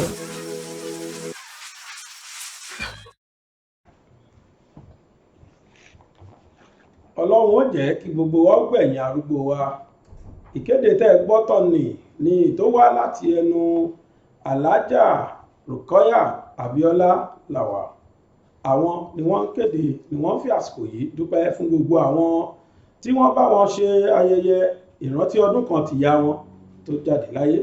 Tó gbogbo wa láwùkọ ẹ̀yìn arúgbó wa o. A ò ní fọjọ́ lọ́jọ́ lọ lágbára Olódùmarè. A ò ní fi ọ̀dọ́ lọ. A fọwọ́ páwú. A fèrègì jòbì pẹ̀lú ògo Ọlọ́run. Tó ẹgbọ́n tó ní kálukú sọ lórí ọ̀rọ̀ àwọn tí wọ́n tómi dá sẹ̀ríà fún kí ló dé ṣé ká máa bá lọ báyìí. Àwọn Fúlàní àwọn yẹn sọ pé kí ló ṣubú tàwọn wọ́n ti wá sọ di bísínẹ́sì kì í ṣe pé bóyá ọ̀rọ̀ nǹkan míì mọ́. Àkọ́kọ́ náà wọ́n dájú wọ́n ya ìkà wọ́n wá sọ di bísínẹ́sì gan. Màálù wọn gan ò jọ wọ́n lójúmọ́ màálù mélòó ni wọ́n tà kan tó 100 million 50 million wọ́n wá pé mílíọ̀nù bí ẹni pé 50 kọ́bọ̀ nílùú tó lọ́ba tó níjòyè. Ẹ̀yin kan dẹ̀ ṣì wà ń bẹ̀ tẹ́ ẹ̀ sọ pé wọ́n Nàìjíríà láwà tíyà jẹ ọmọ Yorùbá tó báyìí nínú ìlú bàbá wọn tí wọn ò kọjá sílùú onílùú o tí wọn ò ṣàyànjú ràn sílùú onílùú. Ẹ wá ọmọbìnrin tó kú sí Abidjan ní Côte d'Ivoire ṣèbó sápò Nàìjíríà ni pé kóun ó tó wá jíjẹ mímú lọ kó tó pàdé ohun tí ó jẹ lọ́nà kó ṣẹ́kóró wọ́n wá kó ní ẹ̀mí ó sì lọ ọgbà ọlọ́pàá lọ́dọ̀ wọn bẹ̀ ó rè rìpọ́ọ̀tù mo mọ lágbájá báyìí kódà mo gbọ́ pé wọ́n ní ọ̀rẹ́kùnrin tó ń baṣọ ọ̀rẹ́kùnrin ń bẹ̀ ni ó lọmọkùnrin yìí ó sì kóyàn wá wọ́n wá kó gbogbo inú ilé ẹ̀ ó sì lọ tọlọ́pàá ń bẹ̀ ó lọ sọ ṣùgbọ́n torí pé ọmọkùnrin tó lọ rìpọ́ọ̀tù jẹ́ ọmọ ìlú wọn kí ni wọ́n ṣe wọ́n padà yí ọ̀rọ̀ ilé ọmọbìnrin lórí wọ́n ní ó ṣe trafficking wọ̀lú àwọn kí ló wá ṣẹlẹ̀ wọ́n dá ní ẹ̀wọ̀n 20 ọdún, wọ́n ní kó lọ ṣẹ̀wọ̀n 20 ọdún lọ́mọlọ́mọ tí ò mọ́wọ́ mẹsẹ̀. Ọmọbìnrin yìí ìjọ Jímọ̀ yìí ló ní ìtọ̀ ṣúgà, Ọlọ́run ló mọ tí wọ́n fún jẹ lọ́gbà ẹ̀wọ̀n ń bẹ̀. Láti bẹ̀ ní ọjọ́ Sunday ó jọ Ọlọ́run nípè, ó kú. N tó jẹ ló wá lọ́hùn, n tó jẹ náà ló padà pàdé. Báwọn ọmọ Nàìjíríà náà ti ń jìyà, kódà bí ọmọ Yorùbá ti ń jìyà, kódà nílùú wa bá lọ lé òkèèrè safe, bá wà lù wa àṣegbà tí kìí ṣe pé Yorùbá wáyé yà. A sì ní kí wọ́n fún wa ní freedom, ẹjẹ́ àgbáyé tiwa ká dá dúró, kìí ṣe pé ká ìlówó ilẹ̀ Yorùbá ní bọ́ gbogbo Nàìjíríà ká sòdodo. Ilẹ̀ Yorùbá lọ́lọ́run lò sábàbí fún Nàìjíríà. Bí Yorùbá ò bá sí Nàìjíríà mọ́, Nàìjíríà wó. Mo gbọ́ pé gọ́fúnà kan pé àwọn tí wọ́n láwọn fẹ́ gba ilẹ̀ Yorùbá. Mo gbọ́ tí gọ́fúnà náà ń sọ pé kí wọ́n fi tí tó ṣẹlẹ̀ ní South Sudan kí wọ́n fi ṣàríkọ́gbọ́n. Ẹ̀yin tẹ́lẹ̀ South Sudan yàtọ̀ sí ilẹ̀ Yorùbá. Ilẹ̀ Yorùbá rí jáde, arímu, arínú, àrílò, a ní ń ta lè fi máa jẹ́ èèyàn tá èkú, a ní lọ́wọ́ wa. Ṣé tó ń wá láti Lagos State ní ká sọ, àbí tó ń wá láti Ogun State, àbí tó ń wá láti Ondo, àbí tó ń wá láti Èkìtì, àbí tó ń wá káàkiri gbogbo ilẹ̀ Yorùbá. Èkìtì, Ondo State, ó ní wọ́n ti lọ, làwọn Fúlàní ti ní kí wọ́n wá lọ ra ẹran tí mo sọ lẹ́ẹ̀kan. Ìlú Ondo State ni. Nílẹ̀ Yorùbá kan ṣo náà ni oríṣiríṣiríṣiríṣi bẹ́ẹ̀ ní ṣẹlẹ̀ tó jẹ́ páwọn èèyàn kò sí ẹ̀wá sí rìgáàdì fẹ́nikẹ́ni mọ́. Wọ́n á pààyàn hàù, wọ́n á ṣe tó hùn wọ́n ṣàlà, wọ́n á ṣe yòlò. Mo ń gbọ́ lánàá tí Gumi wọ́n ló dá léèwé lẹ̀ fáwọn Fúlàní agbénipa. Ó tún wá sọ pé ẹ̀yin tẹ́lẹ̀ fẹ́ lọ, èèyàn mélòó ni wọ́n pa nílùú yín, ẹni mélòó ni Fúlàní tí ì pa tẹ́lẹ̀ fẹ́ dá Yorùbá yín lẹ̀. Ó mà ṣe o, ẹran kú sílùú àìlọ́bẹ̀. Tó yẹ kí irú Gumi yẹn sì máa sọ̀rọ̀ nílùú tó lọ́ba tó níjòyè. Àmọ́ á sọ̀rọ̀ ṣe báwọn náà ni wọ́n wà nípò, á sọ̀rọ̀ ṣe báwọn ni wọ́n ń pàṣẹ. Ọmọ Yorùbá tí ò sí léèyàn nípò tí ò lẹ́ni nímọ̀sán ló mú kíkan lọ́wọ́lọ́wọ́ ní Bẹ̀nẹ̀. Ọmọ Yíbò náà tí ò lẹ́ni nímọ̀sán òun mú kíkan tiẹ̀ lọ́wọ́ lọ́gbà DSS Nàìjíríà. Ṣùgbọ́n Gumi òun free toró lẹ́ni nímọ̀sán. Gbogbo àwọn Fúlàní ń pa mẹ́wàá, wọ́n pa mẹ́sàn-án, wọ́n pogún, wọ́n pọgbọ̀n. Àwọn free láti ṣe tó wọn nítorí pé wọ́n lẹ́ni nímọ̀sán, wọ́n lẹ́ni tó ń gbèjà wọn, wọ́n lẹ́ni tó dúró tì wọ́n. Kò sí tó fẹ́ ṣẹlẹ̀, kò sí tó ń bọ̀ lókè tí lè gbà. Ìjọba ìbá mọ̀ pé ó ti bọ́ lọ́wọ́ àwọn, kí wọ́n kú òun bẹ́ẹ̀, kí wọ́n fún wa láyè ká máa ṣèjọba tara wa. Ìtẹ̀mí rí tí mo lè pè ní eléyìí ò ṣe pé bóyá a fi ń tà lúrú àbá a fi ń fẹ́ pèlú. Èyí tó jọ́ pé ó ṣe ó di dandan ni. Bíjọba bá ti mọ̀ pé àwọn ò lè ṣàkóso yìí, ẹ fún wa láyè, bá ṣe béèrè yẹ fún wa, ẹ jẹ́ kó ní kálukú máa lọ. Pásítọ̀ kan àwọn náà sọ ọ̀rọ̀ yẹn. If you know you can't do it, then resign. Kó fìjọba ilé ká pín, kó ní kálukú máa lọ. Ká ètò ààbò ká ṣe fúnra wa lẹ̀ Yorùbá, ká ṣe bẹ́ẹ̀ oṣù mẹ́fà kẹwàá wò bóyá Fúlàní kan kù tó máa lóhùn dúnkokò mọ́ wa. Mo fọlọ́ búra, àwọn Fúlàní tá a ti mọ̀ tẹ́lẹ̀ náà ń ṣe. Mo ṣe gbà ní pẹ̀lú tó ṣẹlẹ̀ lóńdó wípé àwọn Fúlàní tá a ti mọ̀ tẹ́lẹ̀ tí wọ́n ń ta màálù tẹ́lẹ̀, àwọn náà ti join wọn, wọ́n ń ṣe. Tẹ́lẹ̀ ṣe la rò pé Fúlàní tó wá láti Niger, tó wá láti káàkiri náà, àwọn eléyìí náà ń ṣe bẹ́ẹ̀.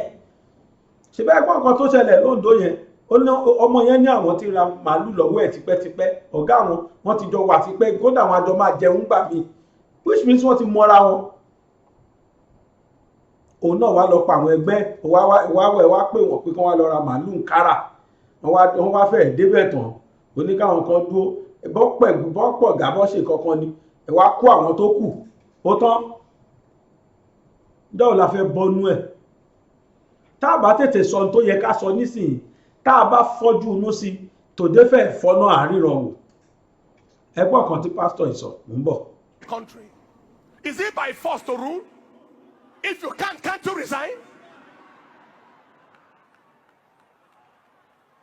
Is it by force? things going out of control at various levels, and people are still sitting there until everybody dies.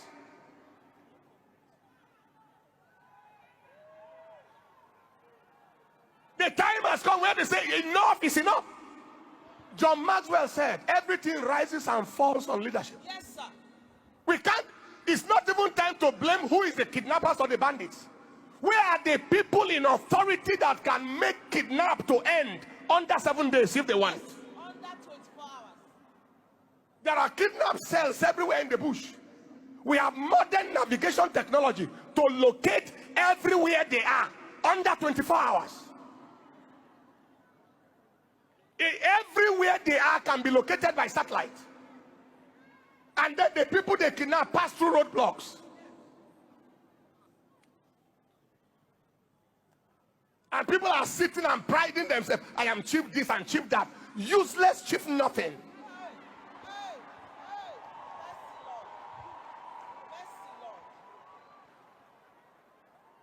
Stand up on your feet and let us pray. If we wait for authority, everybody may die in calamity. Jehovah, the supreme authority of the universe, has to arise in the defense of our nation. Second, Father, deliver our land from human disasters. We don't have natural disasters.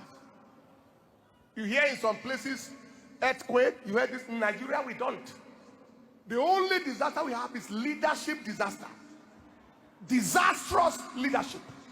If somebody is seated at an alcoholic joint, listen to this proverb.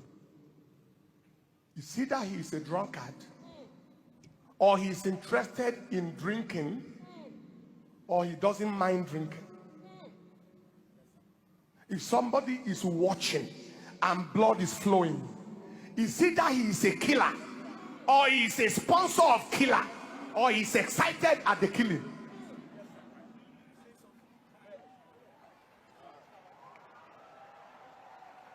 Very simple. Somebody is seated at an alcoholic joint and he said he claims that he's not drinking. It's either he's a drunkard quietly, secretly, or he has friends that are drunkard and is fraternizing with drunkards, or he is excited at the process of drinking. He likes watching drunkards drink. If somebody is watching, blood is flowing, he has the capacity to do something, he can't do anything. It's either he's a killer, or he collaborates with the killers, or he's excited at the process of the killing. That is the scenario of our nation, and the truth must be told. Ilẹ̀kẹ̀ pọ̀ ń gbó kí ṣọ̀gbó tó yan kele láàyò ọ̀pọ̀ igi ní bẹ ní gbóká tó fi gé ọmọ gbẹ́gbẹ̀dù ilé ìwé Calvary tí ń bẹ ní Arepo ọ̀gá ni kọ́ń láwùjọ òkúta mọ́gbà kákọ́ ọmọ ní ìmọ̀ ẹ̀kọ́ ìwé tó yanrantí tí ò lábùlà àní tẹ̀gọ́ ní ẹ̀ ilé ìwé Calvary ní ẹjẹ́ àgbé fún o yàrá ìkówé sí tó kún fọ́fọ́ fún ojúlówó ìwé yàrá àṣedọ́rawò tó ní àwọn irinṣẹ́ ìgbàlódé tí ìmọ̀ ìjìnlẹ̀ bíbá yàrá ìkàwé tí ń pe ọmọ wá kàmí dánwò ńlọ́bì ìyá ọ̀kẹ́rẹ́ àyè ìgbaniwọlé ń bẹ sí àwọn yàrá ìkàwé bíi ìwé ń derí àbá òṣòfò nursery primary girama kékeré tòun girama àgbà ìjọba lù ló ń tẹ̀ gbà Calvary Group of Schools ń bẹ ní 125 Calvary Avenue Pipeline Arepo ìjọba ìbílẹ̀ Ọbáfẹ́mi Owódé ìpínlẹ̀ Ògùn ìkànnì ìbánidọ́rẹ̀ẹ́ wọn rèé o @School Calvary tàbí ìkànnì tọrọ yín léka wọn www.calvarygroupofschools.com ẹ̀rọ ìbánisọ̀rọ̀ tẹ́lẹ̀ kàn sí rèé 08164335641 tàbí 07039884475 Calvary Group of Schools, trust in God.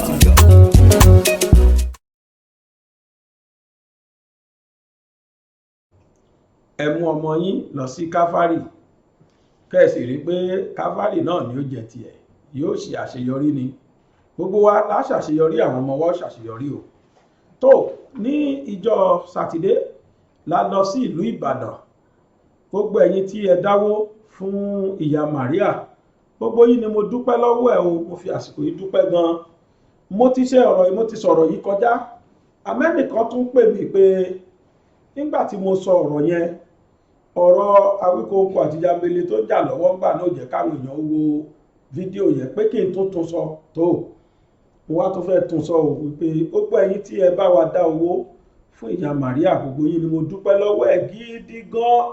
Òun náà sì dúpẹ́ gidi gan lọ́wọ́ yín nítorí pé a ti lọ ara freezer, ara generator, ara stabilizer, a sì ra gbogbo ọjà tóbìnrin náà nídìí látòrí minerals dórí provisions àti gbogbo àwọn nǹkan tí ó fi ṣerun. Gbogbo ẹ̀ látúngbà kó lọ sínú ṣọ́ọ̀bù ẹ̀. Ó wá dúpẹ́ owó tá a ná kù 50,000 àtúngbèlè lọ́wọ́. Gbogbo yín la dúpẹ́ lọ́wọ́ ẹ̀ o. Ẹ jẹ́ ká wo bọ́ọ̀mù ṣe rí ná. Ibi tí a wà yìí ni warehouse tí a ti wá ra deep freezer pẹ̀lú generator fún ìyá Maria ní ìlú Ìbàdàn. Ibẹ̀ láti wá rà. Ìyá Maria ó yẹ máa bọ̀.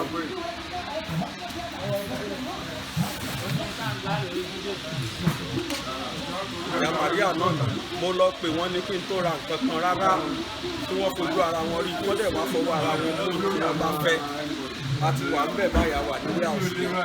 Wọ́n ti bá wa rí tí a fẹ́ fúnra wọn tí wọ́n láì díẹ̀ náà la wà.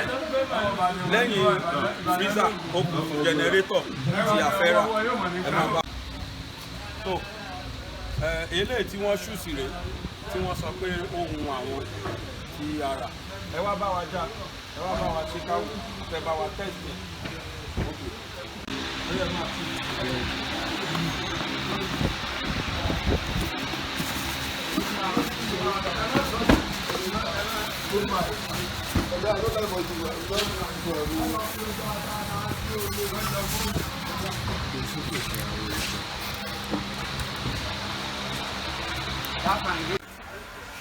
generator ó ní wọ́n fẹ́ rà ó la fẹ́ rà báyìí èyí tí wọ́n ló tẹ́ àwọn lọ́rùn òun ni ó yẹ wá bá a gbé bọ́lẹ̀.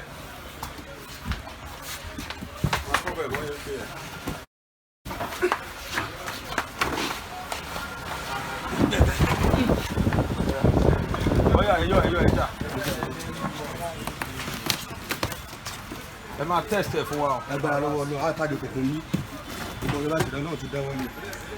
ẹ ta lùkùkù. mo ní àta ọjà òkùnkùn lórí ló garanti wá gbé sí kọ́ọ̀nù. táyà rẹ lélẹ́yìn pẹ̀lú táyà rẹ.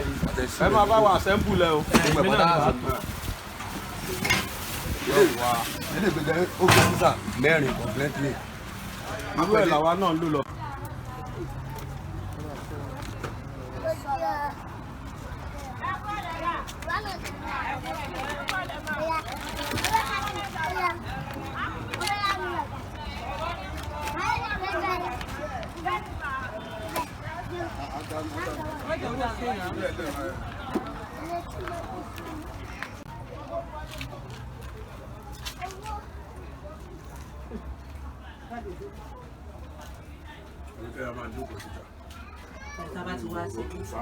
Tabati civil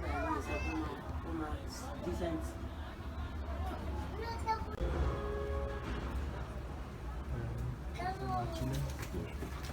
Gẹ́gẹ́ bí a ti ṣe mọ̀ pé obìnrin náà sọ pé òun kọ́ṣẹ́ yá dírẹ́sì ara gbogbo àwọn nǹkan tó wúlò fún yá dírẹ́sì náà àwọn náà ni ẹ̀ ń wò díẹ̀díẹ̀ tí a rà fún rẹpẹtẹ yìí àwọn òwú tí ó máa fi ṣerun fún wọn òun náà ni a ti rà yìí àwọn ọjà ẹ̀ sì wà nínú ṣọ́ọ̀bù tó ti kúrò lọ́hùn àwọn díẹ̀díẹ̀ tó níwà ń bẹ̀ àti dráyà ẹ̀ deep freezer ní ẹ̀yà máa bọ̀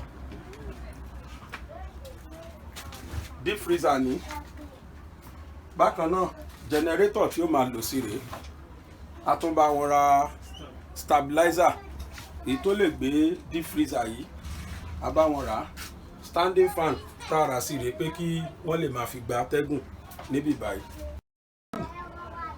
50,000 tó ṣẹ́kù nínú owó tí ẹ̀yin ọmọ Yorùbá káàkiri ayé ní owó tí ẹ dá fún ìyá Mary nígbà tá a ra gbogbo ọjà tá a rà tán lẹ́yìn tá a ti yọ owó ṣọ́ọ̀bù tó san a wá lè ní àwa bá ra gbogbo ọjà sínú ṣọ́ọ̀bù náà deep freezer generator stabilizer àti àwọn nǹkan tó kù gbogbo àwọn ọjà tó need pátá minerals omi ọjà provisions àwọn bisikíìtì gbogbo nǹkan tó kù gbogbo ẹ̀ ni a ti rà bákan náà àwọn nǹkan ṣerun gbogbo nǹkan ṣerun tí wọ́n láwọn nídìí gbogbo ẹ̀ náà ni a rà síbẹ̀.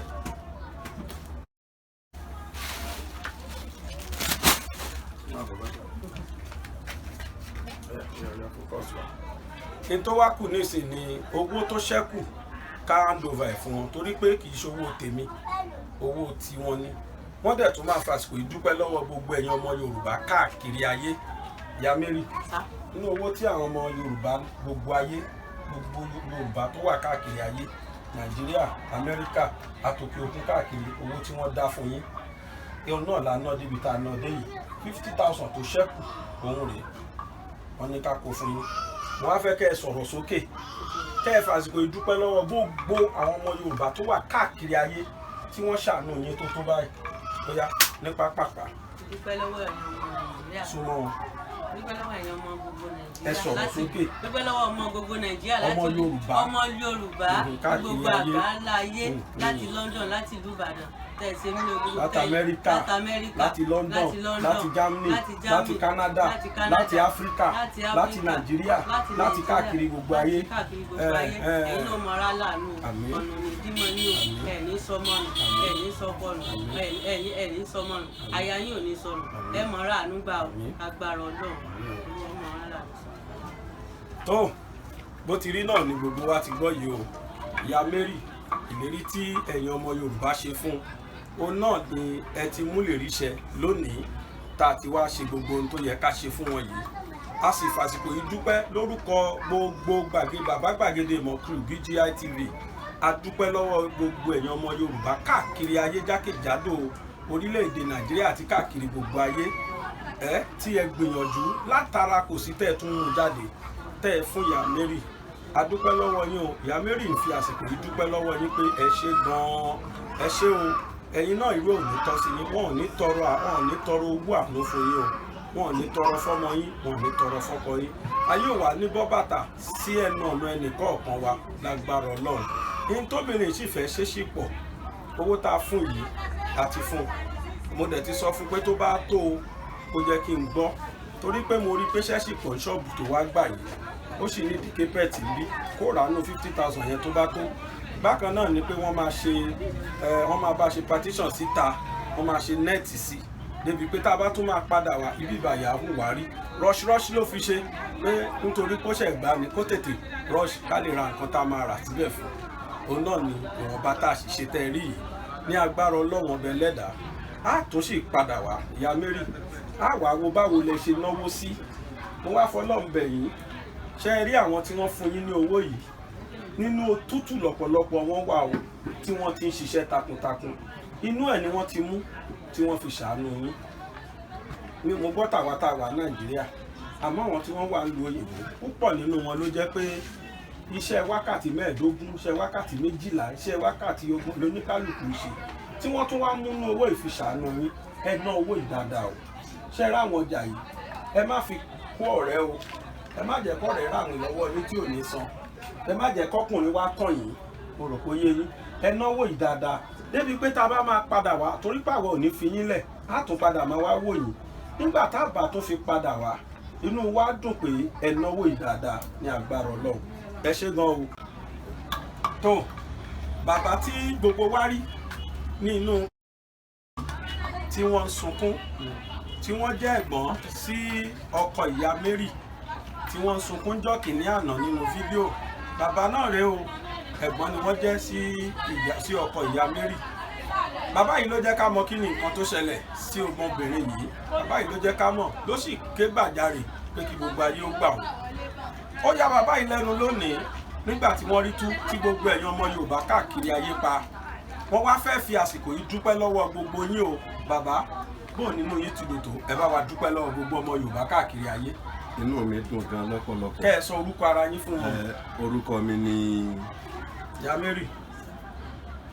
Olùṣọ́ àgùntàn Akin Ọ̀jẹ́bọ̀wálé, tí mo jẹ́ olórí ẹbí fún bí ọdún.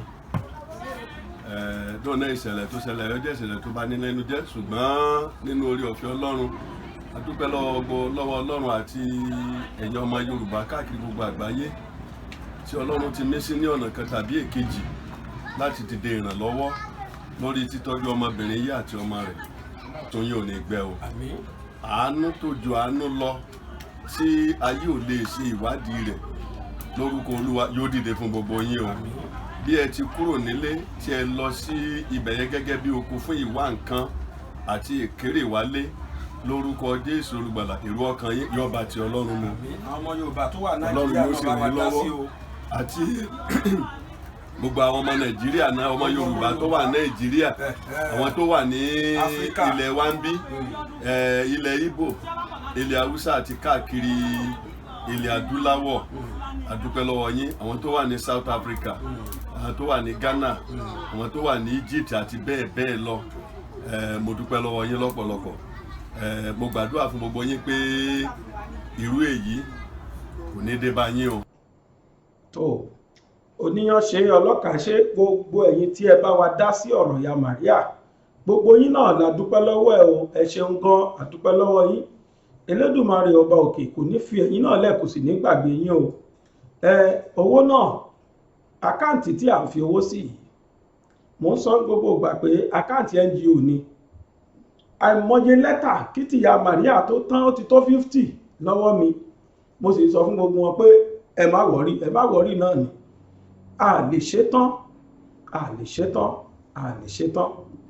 amọ́kùnrin kan wà tí ó ń jà lọ́wọ́lọ́wọ́ ńlẹ̀ sí ti ní kán bá mi rìkọ́dù kán bá gbé fídíò yẹn wá tó ń bá ti tó yín play ẹ̀ arákùnrin yẹn ló jẹ́ pé táwa náà ní lọ́wọ́ nínú ọ́fíìsì tí wá ń bí làwa ò lọ sọ́dọ̀ ẹ̀ nígbà tá a bá ráyè lẹ́kọ̀ọ́ lálọ́ fún ní tá a bá ní ẹni bá wá fẹ́ bá wa dá sí ìyẹn náà lè ṣe bẹ́ẹ̀ o the same account náà ni ẹ bá fa account yẹn síta engineer the same account yẹn náà la ṣe ń fi sí ní táwa náà bá ní pẹ̀lú ògo Ọlọ́run láìpẹ́ yìí àwa náà ó lọ bá arákùnrin lẹ́kọ̀ọ́ ní tó ṣẹlẹ̀ sí ni pé ìyàwó ti kú àwọn ọmọ náà ti wá gbígbà òun nìkan ló ríra ẹ̀ kò wá sówó tí ó gbalé ilé tó ń gbé wọ́n lé dànù ó wá lọ gbénú mọ́tò tó ti bàjẹ́ bí C20 kan tó ti páàkì kalẹ̀ tó ti pẹ́ inú ẹ̀ ló fi ṣe lé níjọ́ tẹ́ni tó sẹ́ndì fídíò yẹn sẹ́ndì ẹ̀ sí mi ẹ̀rù bà mí àmọ́ torí pọ́nrọ̀ ìyá Maria ló buná sójú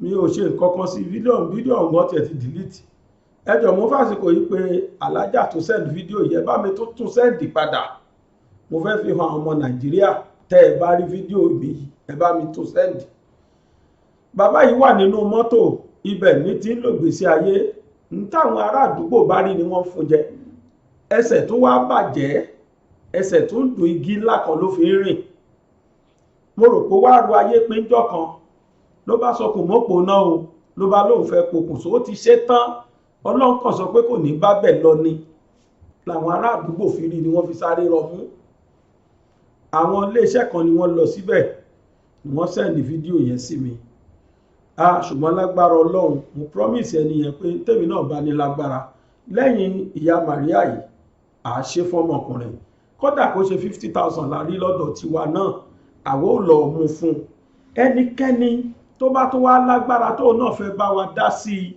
tó àkáǹtì náà lẹ́ ń wò lójú wòran yìí ẹ bá wa fi kíhun tẹ́ bá rí sí bẹ́ẹ̀ bá lágbára kò sí wàhálà a tún fi hàn yìí nígbà tá a bá lọ dá ẹni lóhùn a kú ní yàrá wa jẹ báwọn èèyàn ṣe ń wá ìbọn ṣe ń pè wá àfi ká dáhùn iléeṣẹ́ tiwa yìí àwa fẹ́ máa fi ṣe ìrànwọ́ fáwọn èèyàn ní àwọn ò ní fi pẹ́nikẹ́ni ń gbé ṣe rí wa ká bú èèyàn nínú iléeṣẹ́ wa kì í búyàn nínú prógráàmù wa kì í búyàn a máa ń pèèyàn sákèsì a sì máa ń dẹ̀rẹ̀ pàwọn èèyàn ni tó nítorí ìdí èyí gbogbo ẹ̀yin tẹ́ bá mi wo prógráàmù tèmi gbogbo yín mo dúpẹ́ lọ́wọ́ ẹ̀ oníyanṣẹ́ ọlọ́kàṣe gbẹ̀yìn tẹ́ bá wò náà wòye náà la dúpẹ́ lọ́wọ́ ẹ̀ o ojú tẹ́ fi wò mí ò ní fọ́ etí tẹ́ sì fi ń gbọ́ mi ò ní di èmi náà ní Aláwìyé Adébàṣà àbúrò ọmọ Bàtíṣà l'Abẹ́òkúta mo ń fàsìkò yìí sọ fún wa pé láyọ̀.